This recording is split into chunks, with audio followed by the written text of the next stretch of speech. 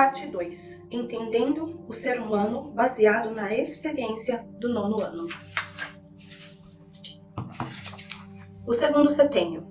Teremos mais base para observar uma determinada idade se analisarmos um período maior na qual ela se insere. Para analisarmos os 9 anos, incluiremos o período que vai dos 7 aos 14.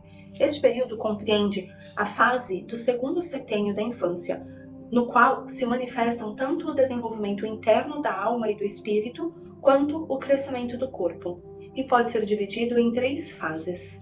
Se considerarmos em primeiro lugar as forças plasmadoras atuando no corpo, veremos uma primeira fase começando pela cabeça, com a troca dos dentes. Na transição dos 9 anos, na transição dos 9 para os 10 anos, segue-se a elaboração do sistema rítmico, coração e pulmões, que, por sua vez, é sucedida pela idade difícil, os anos da adolescência entre os 12 e os 14 anos. Nesta se desenvolvem mais os membros e o metabolismo do corpo, e amadurecem os órgãos sexuais. As forças de crescimento do corpo plasmam nessas 3 fases, a forma da cabeça, do tronco e dos membros sucessivamente. O desenvolvimento anímico e espiritual da criança acompanha o crescimento do corpo. Quando ela entra na escola, ainda predomina o poder da imitação, embora a troca dos dentes já tenha começado.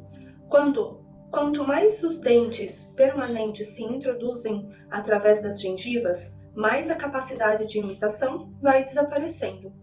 Quando a quantidade de dentes permanentes chega ao dobro do que resta de dentes de leite, podemos dizer que a criança alcançou a maturidade dos dentes, e então resta pouco de sua capacidade de imitação.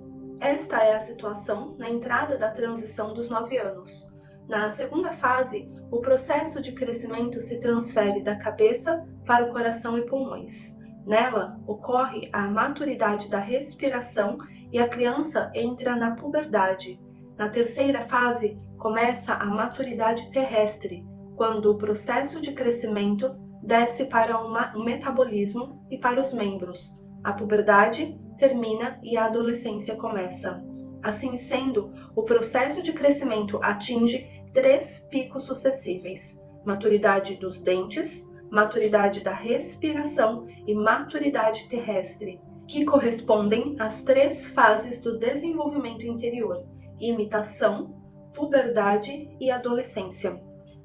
O período de desenvolvimento do segundo setênio se processa em fases, nas quais determinadas partes do corpo estão em foco sucessivamente. Durante a troca dos dentes, quando predomina o desenvolvimento da cabeça, certamente as forças da vontade também estão ativas na região metabólico-motora e dependem de um ritmo regular na vida diária das crianças, sistema rítmico.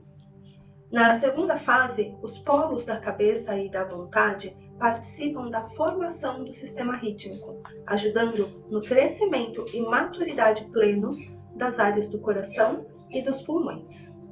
Na terceira fase, a cabeça e o sistema rítmico atuam em conjunto com o sistema metabólico-motor, gerando o desenvolvimento da maturidade terrestre. O diagrama 1 ilustra esses processos.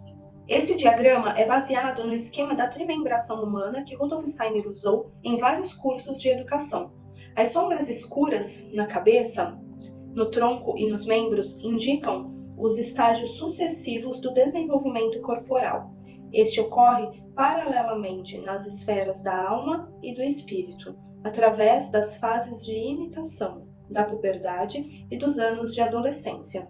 As flechas indicam como, a cada passo, 2 sistemas unem suas forças para dar suporte ao terceiro, que está passando por um crescimento maior. Portanto, existem 2 transições decisivas entre as idades de 7 e 14 anos, uma aos 9 e outra aos 12.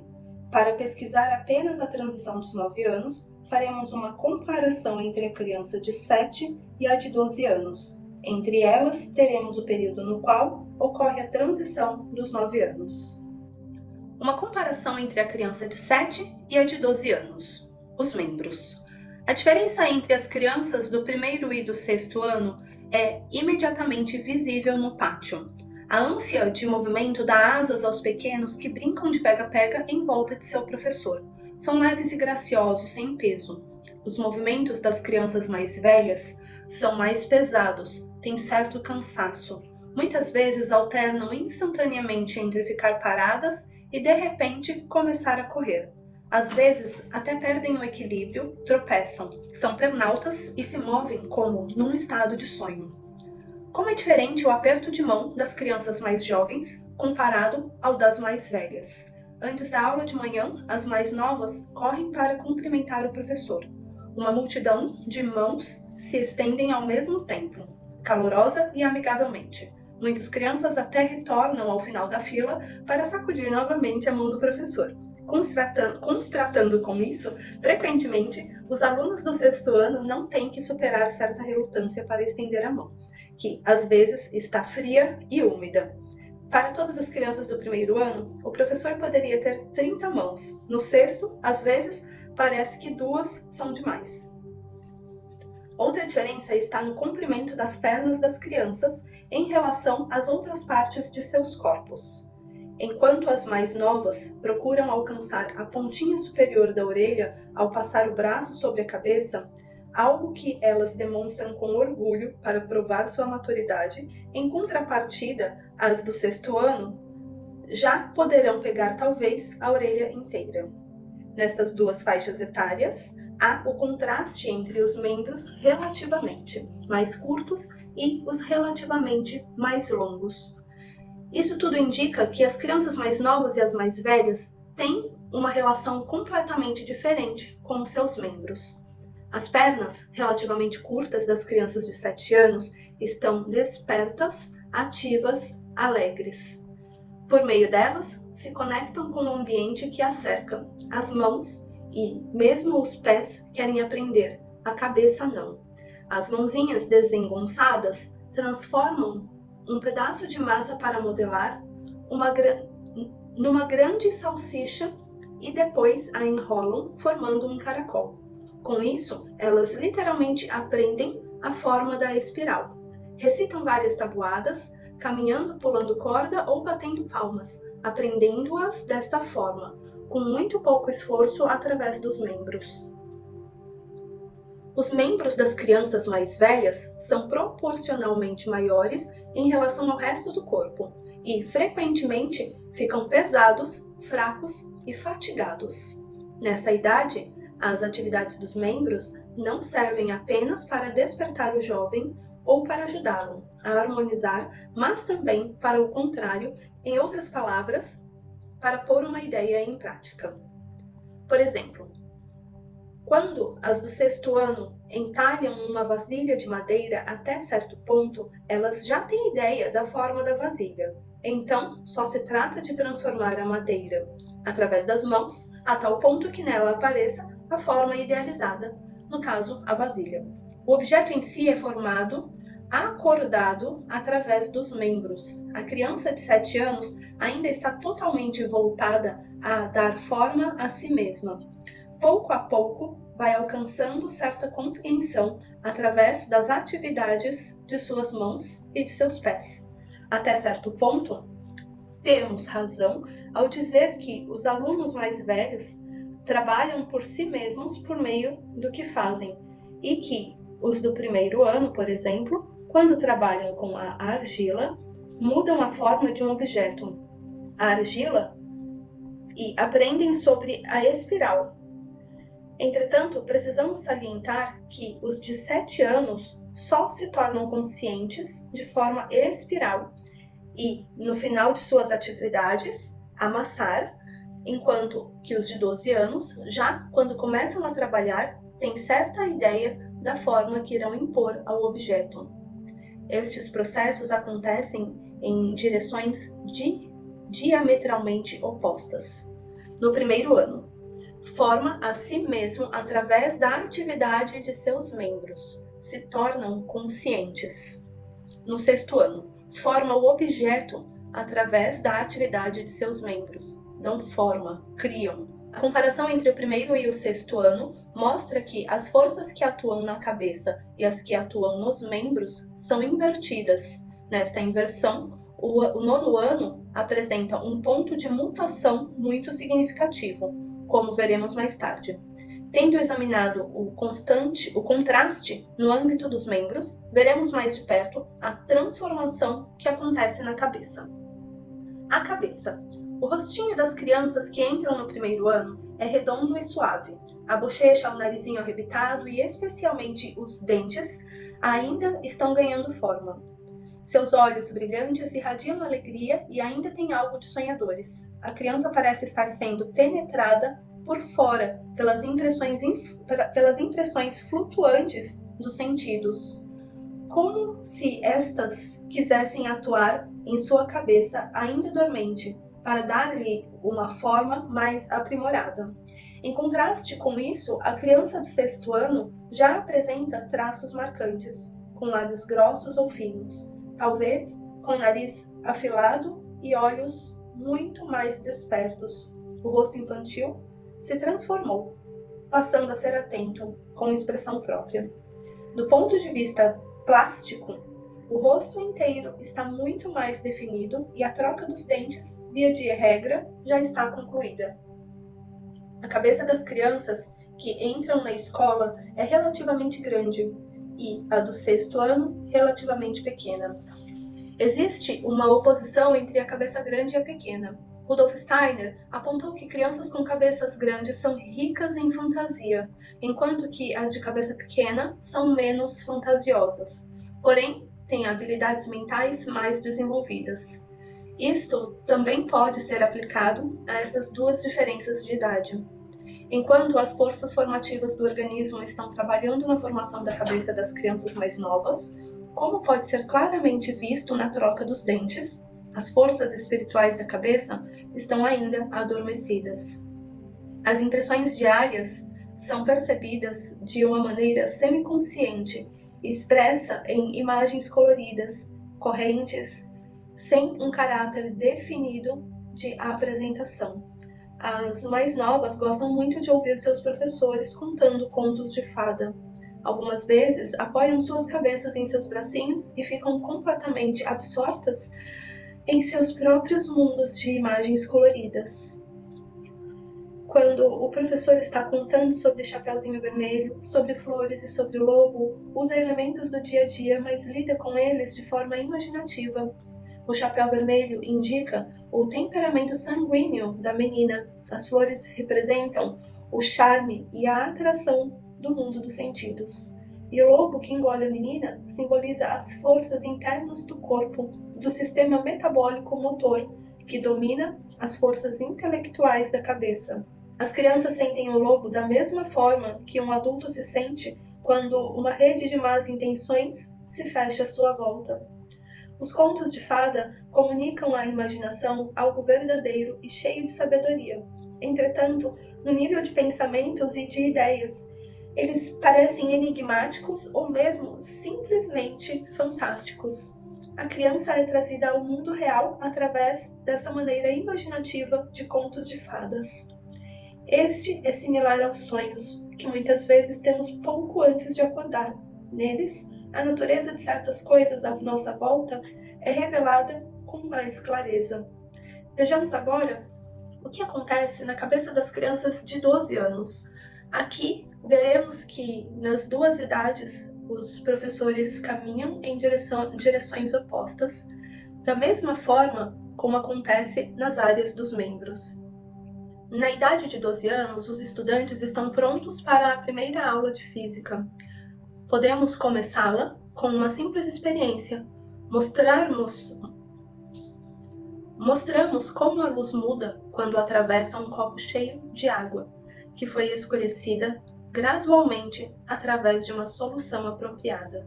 Devemos dar um passo atrás se quisermos observá-lo com mais precisão. Em termos psicológicos, esta é uma posição ou atitude de antipatia, de afastamento. O objeto sob observação deve ser visto apenas como ele é, sem ser, de modo algum, aterrado ou atingido pelo observador. Os estudantes veem a luz de uma lâmpada elétrica mudar do amarelo para o laranja e, finalmente, para o vermelho. Verão que a água, ao se tornar opaca, parece azul. Como é diferente a experiência dos alunos do primeiro ano quando escutam calorosamente a história contada pelo professor. No dia seguinte, a experiência é reproduzida pela memória. O objeto da observação não está mais visível no ambiente externo, e sim no interno. Agora é necessário um grande desapego para maior antipatia, para manter à distância possíveis interferências trazidas pela própria alma do aluno. Novamente percebemos que os de 7 anos têm um comportamento oposto, ouvem com imensa simpatia a voz do professor, que também se une às suas fantasias. No terceiro dia, os alunos do 6º ano são convidados a pensar sobre a experiência das cores. Passam a ter um vislumbre sobre as leis das cores e ao perceberem que faz parte da natureza da luz tornar-se ativa quando está passando por um meio opaco e, como resultado, aparecerem as cores amarelo, laranja e vermelho. A água, azul opaca, iluminada pela luz, mostra a qualidade passiva da escuridão. Assim, os estudantes adquirem uma relação bastante individual com o processo pelo qual as cores se formam. Neste ponto, as percepções internas das crianças de 7 e as de 12 anos têm, de certa maneira, algo em comum. No entanto, que diferença! Os alunos do primeiro ano ouvem a voz do professor com entusiasmo, cheios de alegres fantasias, tomadas no fluir das imagens, como se uma fonte brotasse em seus próprios seres. Similarmente, as crianças mais velhas experimentam dentro de si a fonte de luz que flutua e se manifesta em cores. As crianças mais jovens mergulham facilmente no mundo da imaginação. Este prazerosamente se abre para elas no instante em que ouvem a voz tranquila do professor. Os estudantes mais velhos, no entanto, precisam de vários dias para uma impressão externa se aprofundar dentro delas, até que possam compreendê-las imaginativamente. Sintetizamos a seguir os processos da região da cabeça nas crianças de 7 e nas de 12 anos. Aos 7 anos, o espírito ainda adormecido na cabeça tece no reino imaginativo e, então, desperta para a compreensão correta do mundo exterior. Aos 12 anos, o espírito, agora na cabeça, totalmente desperto, penetra no mundo sensorial e descobre o mundo da imaginação no sono profundo de sua própria alma. Gente, eu fiquei realmente muito emocionada aqui. As letras ficavam até... como é que fala? Perdi a palavra. Não é fosca, é ofuscada, sabe? Quando não tá nítido, porque os olhos estavam cheios de lágrimas. Se vocês lembram daquele capítulo no qual ele conversa com os pais, falando sobre os contos de fadas, né? Que nessa idade já não é mais o caminho para as nossas crianças, foi a explicação disso que ele trouxe aqui. E eu me emocionei por lembrar dos meus aos 7 anos, da minha mais velha aos 12 anos, e poder perceber neles tudo isso que ele vinha trazendo, e também olhando para a minha própria história e percebendo meus erros e acertos, e percebendo a vida que eu gostaria de ter, né? O que eu gostaria, a história que eu gostaria de viver, e enfim, foram muitas auto-reflexões aqui que me emocionaram. E agora a gente vai seguir. Falta pouco para terminar esse capítulo aqui, uma página, 2, e vamos falar sobre o tronco. Então, continuando. O tronco. Após termos visto as diferenças entre os sistemas dos membros e da cabeça, verificaremos a seguir se o tronco também mostra tal mudança. Surpreende-nos que as crianças do primeiro ano, quando estão sentadas ao lado das do 6º, não são tão menores que elas. Isso não ocorre quando ficam em pé, uma perto da outra. Existe uma diferença notável de tamanho entre esses grupos de idade, quando sentados e quando estão em pé. O tronco dos mais novos tem uma forma mais cilíndrica com uma barriguinha arredondada de criança pequena. Entretanto, nas crianças do 6º ano, particularmente as garotas, a cintura já está bem definida, mostrando às vezes a predileção pela cintura de vespa.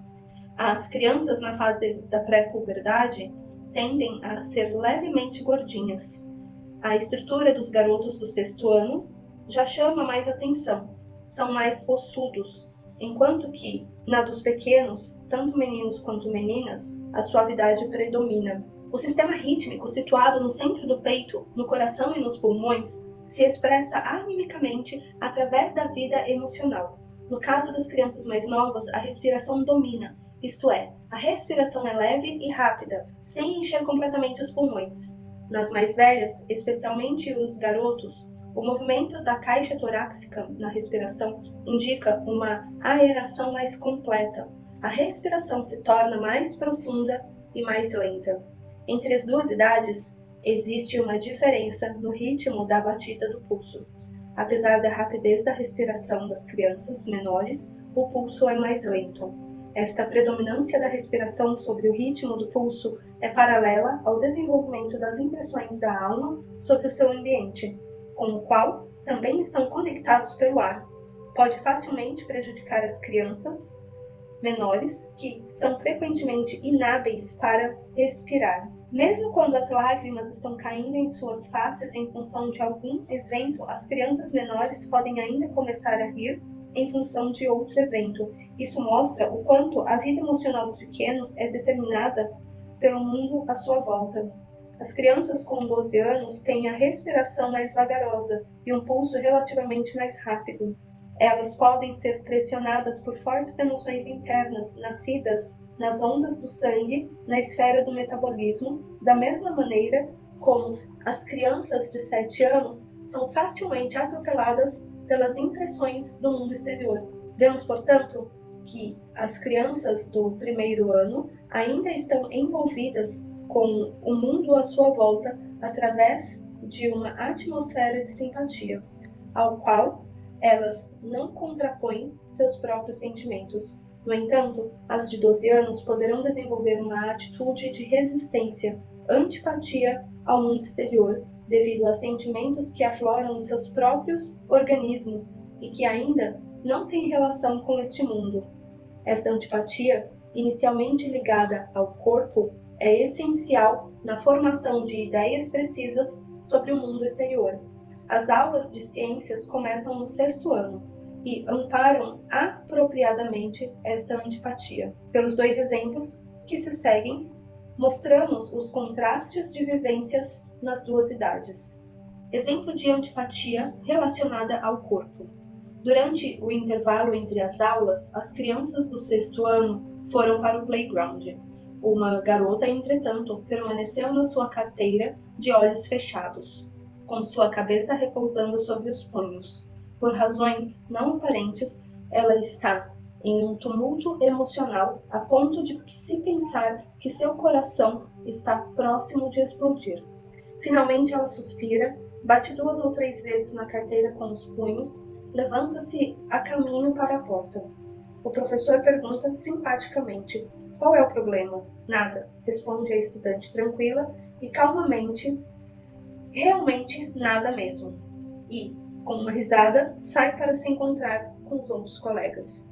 Esse tipo de ocorrência dificilmente acontece com as crianças menores, mas é muito comum nas crianças que estão na puberdade, que estão entrando na puberdade. As forças da antipatia afloram do corpo e as crianças se fecham completamente para o mundo externo, embora só por pouco tempo. Nessa idade, não é o mundo externo que comanda determinantemente a vida emocional da criança, e sim o mundo interno, formado pelas influências perturbadoras que afloram do corpo. Em geral, crianças desta idade não são capazes de dizer por que se sentem como se sentem.